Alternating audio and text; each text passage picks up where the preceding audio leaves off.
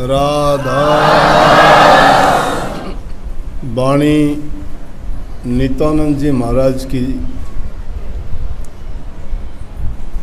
यहाँ दुबर्धन के पास में माजरा गांव है, दुबर्धन माजरा कहा जाता है। उसकी बणी में नित्यानंद जी ने रह के तप किया। बड़े उच्च कोटि के साधक थे। गुरु उनका गुमानी दास था। बीरबल की पीढ़ी में पढ़ते थे। तहसीलदार के पद पर नौकरी किया करते, लेकिन जिनको सच्ची लगन प्रभु से मिलने की लगती है,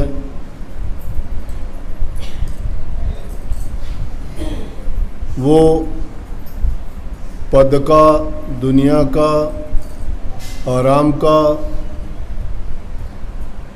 किसी भी दुनिया के पदार्थों का बंधन नहीं मानते और उनको छोड़ के विरक्त होकर प्रभु की भक्ति में लीन हो जाते हैं।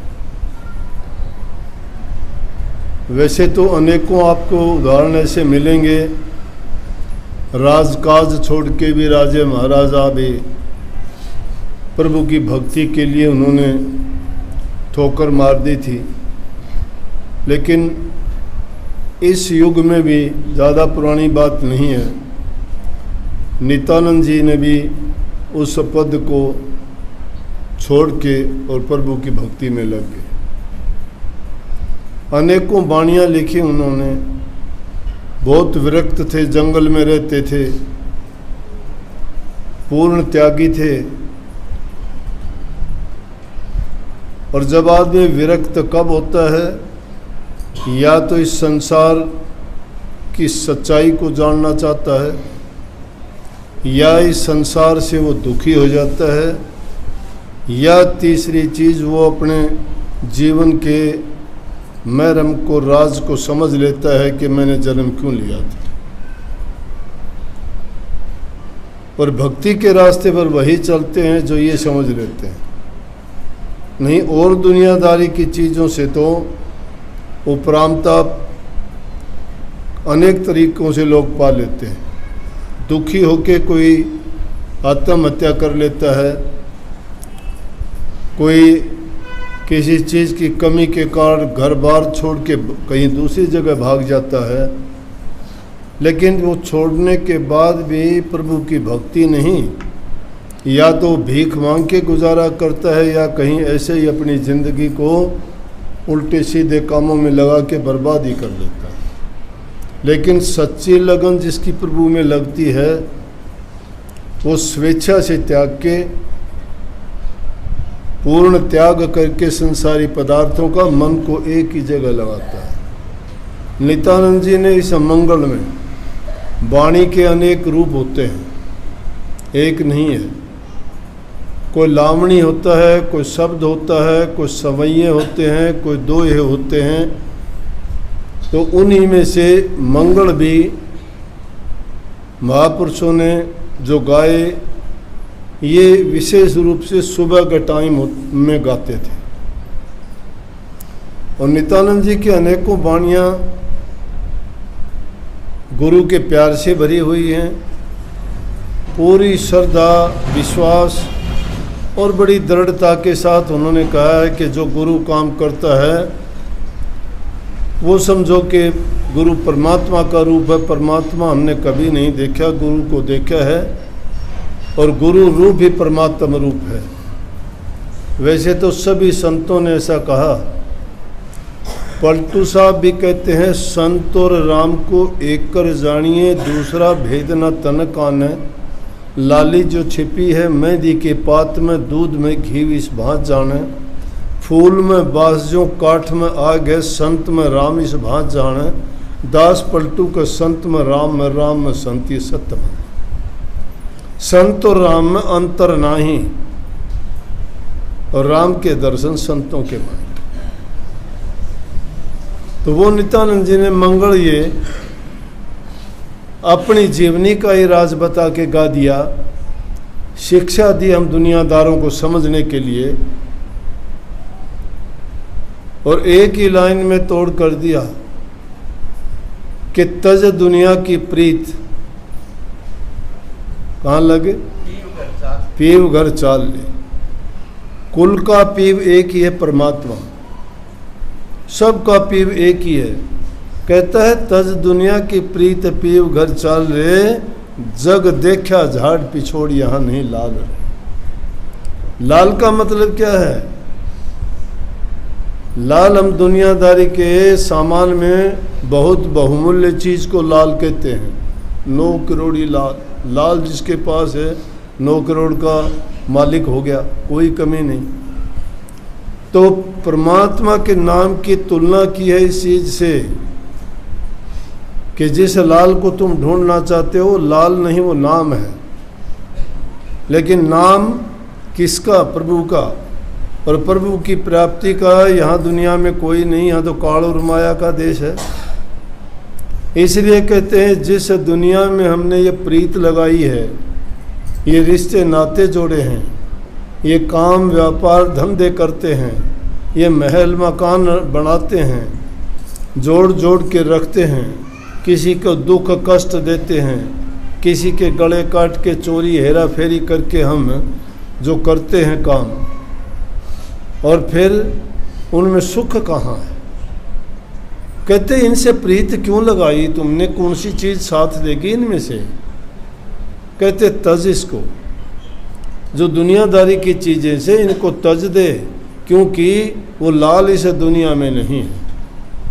और इससे को तज देगा तो प्रीत की जो प्रीतम है, पीव है, उसके रास्ते की खोज कर।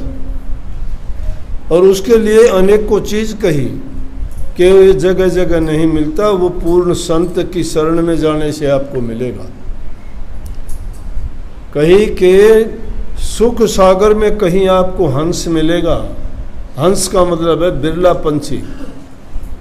हंस एक ऐसा पक्षी है जो किसी को ना दुख देता है, ना किसी को कोई कष्ट देता है, देखने में बड़ा सुंदर है, वो सिर्फ मोती चुगता है, किसी को किसी प्रकार का नहीं, उसको देखने मात्र से ही आदमी को खुशी होती है,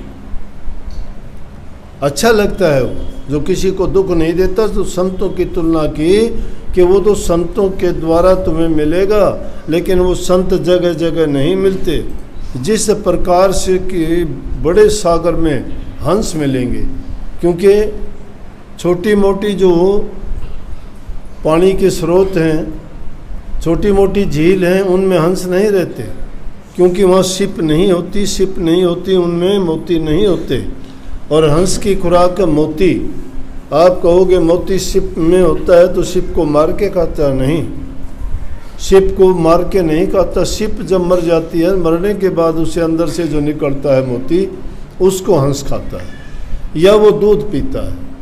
दूध भी पीने का उसका तरीका अलग ही है। दूध में अगर पानी मिला हुआ, पानी को छोड़ देगा, दूध लेगा। तो इसलिए वो सार वस्तु को ही ग्रहण करता है।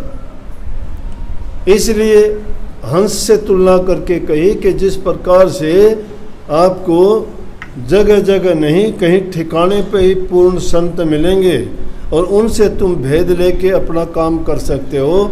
नहीं तो जगह जगह ये छोटी मोटी डाबड़ी जोड़ियाँ पानी के स्रोत हैं, उनमें तो बुगलों की डार तो घनी मिल जाएंगी, वो बहुत मिल जाएंगी आपको, लेकिन हंस नहीं मिलेंगे। वो तुलना की है। कहीं फिर आगे कह दिया कि मलियागिर, मालगिरी नहीं, मलियागिर के पेड़ नहीं हर जंगल में नहीं होते। मलियागिर कहते हैं चंदन को। चंदन के पेड़ हर जगह नहीं होते। चंदन में खुशबू आती है और उस खुशबू के कारण उसके चारों तरफ सरप भी लिपटे रहते हैं। चंदन कितनी महंगा, इसके लिए अनेकों कहानी बात भी हैं, समय समय पर बताई भी जाती हैं कि एक बार एक लकड़हारा था, जंगल में जाता था, लकड़ियाँ काट के गुजारा करता था। इस तरह से गरीबी हालत थी। एक बार राजा जंगल में गया, शिकार करने के लिए रास्ता भटक गया। रास्ता भटक गया तो उसको कहीं प्यास भी लगी, भूख भी लगी, प्राण निकलने को हो गए, पानी नहीं मिला। घूमते घुमाते देखा लकड़हारा लकड़ियाँ काट के और इकट्ठी कर रहा था। उसके पास गया, कहने लगा भैया पानी हो तो पानी पिलाओ, मेरे प्राण निकले। लकड़हारा रोजाना पानी अपने साथ लेके जाता ही था क्योंकि उसका काम था। उसने राजा को पानी पिलाया, राजा पानी पी के शांति मिली और राजा कहने लगा तेरे को तू मेरे पास आना, तूने आज मेरे प्राणों की रक्षा की है और तेरा जीवन बहुत दुखी है। तू रोजी रोटी कमाने के लिए इतनी दूर जंगल में आता है, लकड़ियाँ लेके जाता है, तो मेरे पास आना, मैं तेरा इंतज़ाम करूँगा कुछ। वहाँ से जाने के बाद में लकड़हारे ने एक दिन टाइम निकाल के गया राजा के पास। राजा ने उसको पहचान लिया, कहने लगे हाँ भाई, दरबारियों को बुला के बोले कि इसको वो जो बाग है शहर से बाहर चंदन का बाग है वो इसको बता दो। ये चंदन के बाग में रह लेगा और आराम से ठाठ से रह, खाना पीना तेरा सब इंतज़ाम हो जाएगा। लेकिन वो तो काम करने वाला था, लकड़ी काटने का उसका धंधा काम था। चंदन के बाग को देख के बड़ा खुश हो गया, बड़े बड़े पेड़, बड़ी बड़ी मकार उनमें। सोचा कि अब तेरी ज़िंदगी का बसर तो यहीं हो जाएगा। लकड़ियों को काटना शुरू कर दिया, पेड़ों को, चंदन के पेड़ों को काटता, शहर में जाके बेचता। उसको पहचान नहीं थी, लेने वाले सस्ते दाम पे ले लेते क्योंकि वो बूढ़ा आदमी था, पता ही नहीं था। वो तो लकड़ियाँ बेचता था, उन लकड़ियों से थोड़े अच्छे दाम मिल गए तो और भी खुश हो गया। लेकिन धीरे धीरे करके क्या किया, उन लकड़ियों को काटता, कोयले बनाता, जला के कोयले दे आता, लकड़ी दे आता। कुछ समय बीता, कुछ साल बीते, पूरा का पूरा बाग खत्म कर दिया, एक आधा पेड़ बचा, कोई छोटा मोटा टुकड़ा पड़ा। राजा ने सोचा कि उस लकड़हारे को मैंने बाग बताया था कि आज देख के आऊं कि उसकी क्या हालत है, आराम से रहता होगा। राजा घूमते घुमाते गया, जाके देखा बाग की जगह कुछ नहीं। लकड़हारा बैठा हुआ उससे पूछने लगा, अरे भैया लकड़ियाँ, ये पेड़ कहाँ गए सारे? कि राजा धन्य हो गया मैं आपके दर्शन पाके, आपने मुझे ऐसा बाग दिया था, मेरी तो आधी ज़िंदगी गुजर गई इसमें। कहीं जंगल में जाना नहीं पड़ा, यहाँ मुझे अच्छी लकड़ियाँ मिल गई, काट के बाज़ार में बेचता था, अच्छे दाम मिलते थे, रोटी जूती लत्ता कपड़ा मुझे मिलता था, रहने के लिए जगह थी। जे एक अगर ऐसा और मिल जाए तो मेरी ज़िंदगी का पूरी का बसर हो जाएगा। राजा समझ गया कि ना समझ है, इसको समझ नहीं है इतनी ज़्यादा। इसने चंदन के पेड़ों को काट के बर्बाद कर दिया। एक लकड़ी छोटी सी बची हुई थी, उस लकड़ी को लेके और एक आदमी दरबारी साथ में भेजा और बाज़ार में उसको भेजा, जाके इसकी कीमत लगवा। जब लेके गए बाज़ार में, अब राज दरबार का आदमी साथ था जिसके पास लकड़ी लेके गए, उसने असली कीमत लगाई तो वो जो लकड़ी का गट्ठर ले जाता था उससे तो छोटी ही लकड़ी की कई गुना ज़्यादा कीमत दे दी उसने। माथे में हाथ मारा, ओह मैंने तो सारी बर्बाद कर दी, अग्नि में जला के कोयले बना के दे दिए, लकड़ियों को काट के उसको जो है मिट्टी के भाव बेच दे दिया। राजा ठीक सोचता है। राजा ने उसको ज़्यादा तो कुछ नहीं कहा, कहने लगा मेरे पर दया करो कुछ ना कुछ। बोले अरे मूर्ख, इंसान का जीवन भी इसी तरह से है। ये जीवन जो मिला है ये चंदन का बाग है। इस जीवन में तुम अच्छा करने के लिए तुम्हें परमात्मा ने अच्छा मौका दिया है, तुम्हें जीवन दिया है, इसकी कीमत एक एक सांस की लाख लाख मोल के बराबर है। इसको तुम प्रभु की भक्ति के बिना व्यर्थ खोते हो, खोटे मंदे कामों में जीवन बिताते हो, शराब कबाब में लगा के इसको बर्बाद करते हो, आपसी लड़ाई झगड़ा करके तुम इस बहुमूल्य समय को खो देते हो, अपने रिश्ते नाते बर्बाद करके मन की शांति बर्बाद कर लेते हो, अपने नातों को खराब करते हो। बेटा बाप से लड़ाई झगड़ा करता है, लड़की भाई माँ बाप से लड़ाई झगड़ा करके घर छोड़ देते हैं, अपनी मर्जी के काम कर लेते हैं, तो उनका भी चैन गया, खुद का भी चैन गया, जहाँ जाएंगे उनका भी चैन गया, सब कुछ बर्बाद हो गया। इसलिए कहा कि इस जीवन की बड़ी कीमत है, बहुत बहुमूल्य जीवन है ये, इसको बर्बाद ना खो।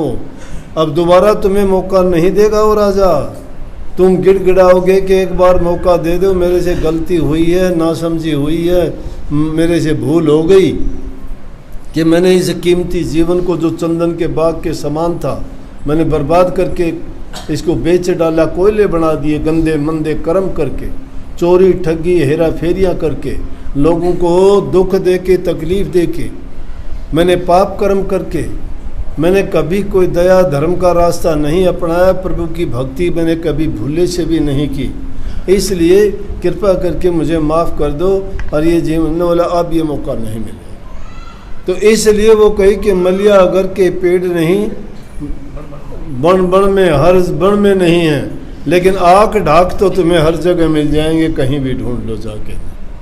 तीसरी इस जीवन की तुलना कर दी अलल पंख से। अलल पंख कहते हैं एक पक्षी है जो आकाश में रहता है।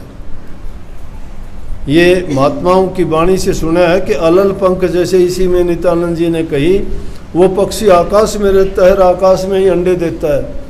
जब अंडा देता है तो अंडा ज़मीन तक आते आते फट के न और वो ऊपर चला जाता है, उसमें बच्चा निकलता है, वो ऊपर ही फिर चला जाता है। लेकिन वो अलल पंख कुछ भी नहीं है, अलल पंख प्रभु का नाम ही है। वो आकाश में ही रहता है। आकाश का मतलब ऊंचे से ऊंचे दर्जे हैं, रूहानी ऊंचे मंडलों में रहता है, नीचे नहीं आता, वो अलल पंख है। तो इसलिए नित्यानंद जी कहते हैं भाई, ये दुनिया की प्रीत करके तुम सोचते हो कि हम सदा यहीं रहेंगे, ये हमारे रिश्ते नाते, ये हमारे यारे प्यारे हमें हमसे कभी नहीं छूटेंगे। अरे देखते देखते सब छूट से ले जाते हैं। ये कोई थोड़े दिन, ये तो ऐसा सफ़र है जिस प्रकार से रेल में सवार होते हैं, एक स्टेशन से देखते हैं डब्बा भर जाता है और आगे आगे रेल चलती है, अगले स्टेशन पे कुछ उतर जाते हैं, नए चढ़ जाते हैं, अगले पे जाते हैं, वो भी उतर जाते हैं और चढ़ जाते हैं। ये दुनियादारी के ट्रेन है, ये यूं ही चलती रहती है, इसमें आते हैं जाते हैं, ये धर्मशाला जैसा वास है हमारा। लेकिन नेक इंसान वो है जो इस जीवन को प्राप्त करके जो प्रभु की भक्ति करता है। और प्रभु की भक्ति कहाँ होगी? संतों की शरण के बिना प्रभु की भक्ति नहीं है। और संतों की शरण में जाके भी जो जीव भटक जाता है उसका ठिकाना भी नहीं है। मन में तो चाहे वो कितना खुश हो ले। राजस्थान में एक शब्द गाया करते हैं कि मनमोहन से बनो मेरा कागा, जून भुगत ले ऊँटा की, चढ़ चढ़ लोग मारे किलकारी, मार पड़े तेरे डांकी। अरे मन में तो बेशक हंस बन लो, तुम खुश होगे शायद। ये दुनियादारी की चीज़ों के पाके शायद हम खुश हो जाते हैं। मैं ताकतवर हूँ, मैं धनवान हूँ, मैं ऊँचे पद वाला हूँ, मैं ऊँचे ख़ानदान का हूँ, मेरा परिवार इतना है, मेरे लड़के इतने हैं, मेरे महल बंगले इतने हैं, मेरी कार कोठियाँ इतनी हैं। मिनटों में जाओगे छोड़ के, कार कोठी यहीं रहेंगे, रिश्ते नाते यहीं रहेंगे, तुम्हारे पद मिट्टी में मिलते देर नहीं लगेगी। ये धन या तो किसी को दे के जाओगे, नहीं दे के जाओगे, छोड़ के जाओगे। तुम्हारे साथ नहीं जाना कुछ भी, तुम्हारे साथ जाना तुम्हारे कर्मों ने। और वो कर्म कौन से? ये कर्म तो क्या साथ देंगे, ये कर्म तो तुम्हें दुनिया में फिर घसीट के लेके आएंगे। अच्छे कर्म करोगे तो वो सोने की बेड़ियाँ हैं, उनमें बंद के आओगे वो परिणाम भोगने के लिए। अच्छे कर्म करोगे राजा बाबू सेठ साहूकार बन के आ जाओगे। खोटे मंदे कर्म करोगे ठग चोर लुटेरे डाकू अपाइज लुल्ले लंगड़े बन के आ जाओगे। हैं दोनों बेड़ियाँ, एक लोहे की बेड़ी है, एक सोने की बेड़ी है, लेकिन प्रभु का नाम वो सदा के लिए मुक्त कर देगा। इस दुख भरे जीवन में, इस दुनिया में फिर कभी तुम्हें आने की ज़रूरत नहीं। ये तो एक मजबूरी है। इस जीवन को तुम ये समझो, ना ये आखिरी है, आखिरी जीवन नहीं है ये, और ना ही पहला है। अनेकों जीवन हमने लिए हैं, ये नहीं पता योनि क्या रही होगी, आगे का भी नहीं पता क्या क्या योनि हमें भोगनी पड़ जाएंगी। लेकिन हाँ, इतनी मेरी गारंटी है, जो जीव संतों की शरण में चला गया और जिसने गुरु की शिक्षा को मान लिया और उनके कहे अनुसार गुरु के वचन में जो चलता है, उस जीव का काल और माया बाढ़ भी बाका नहीं कर सकता। तो तज दुनिया की प्रीत पीव संग लाग रे, जग देखा झाड़ पिछोड़ यहाँ नहीं लाल। यहाँ लाल नहीं है। लाल पाना चाहते हो तो भक्ति से मिलेगा। भक्ति की युक्ति संतों से, और उस युक्ति में ही मुक्ति है। बहुत बहुत आशीर्वाद। राधा